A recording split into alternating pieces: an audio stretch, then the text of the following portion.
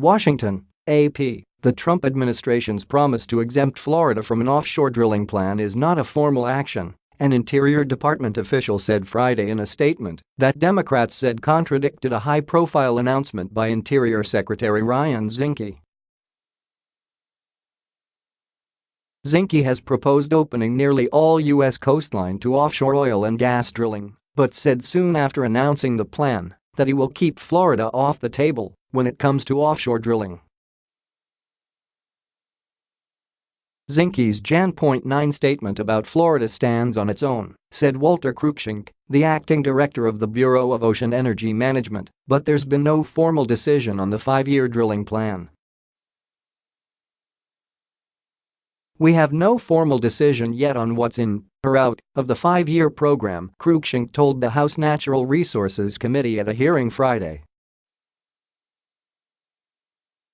Zinke's announcement about keeping Florida off the table made during a Tallahassee news conference with Florida Governor Rick Scott will be part of the department's analysis as it completes the 5-year plan, Cruikshank said. Democrats seized on the comment to accuse Zinke of playing politics by granting the Republican governor's request to exempt Florida while ignoring nearly a dozen other states that made similar requests. Florida Sen. Bill Nelson called Cruikshank's comments stunning and said they confirm what he and other Democrats had suspected, that Zinke's statement was nothing more than a political stunt to help Scott run for Nelson's Senate seat. Scott is a friend and ally of President Donald Trump, and Trump has urged him to run for the Senate.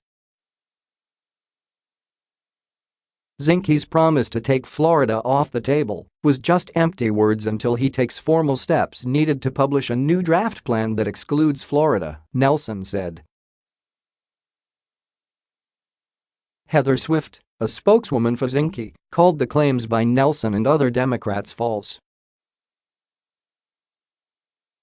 Cruikshank simply said BOEM will finish the legally required analysis of the planning areas, as is always done for all planning areas, she said in an email.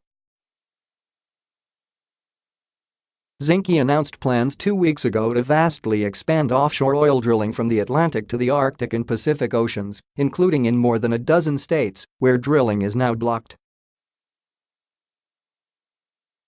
The 5-year plan would open 90% of the nation's offshore reserves to development by private companies.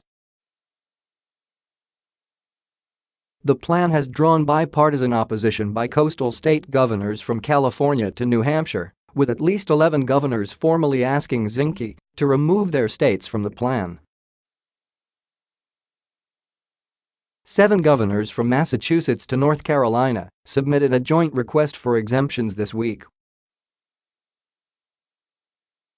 Like Florida, each of our states has unique natural resources and an economy that is reliant on tourism as an essential driver, the governors wrote. The letter was signed by Republican leaders of Massachusetts and Maryland and Democrats from Rhode Island, Connecticut, Delaware, Virginia, and North Carolina. By exempting Florida, but not other states, Zinke showed he is more concerned with politics than proper process when it comes to making key decisions that affect our coastal communities, said Sen. Maria Cantwell of Washington State, the top Democrat on the Senate Energy and Natural Resources Committee. Zinke's action may violate the Outer Continental Shelf Lands Act, which governs drilling in U.S. coastal waters, Cantwell said. The law requires formal notice and a comment period before taking regulatory action. Rep. Jared Huffman, D-Calif. A member of the Natural Resources panel, told Cruikshank that the Interior Department has not offered a single reason why Florida is more unique than California or Virginia or South Carolina or other coastal states. Oil industry groups have praised Zinke's plan, while environmental groups say it would harm America's oceans, coastal economies, public health and marine life. Nelson said this week he is blocking 3 Trump nominees for high-level interior jobs to protest the drilling proposal.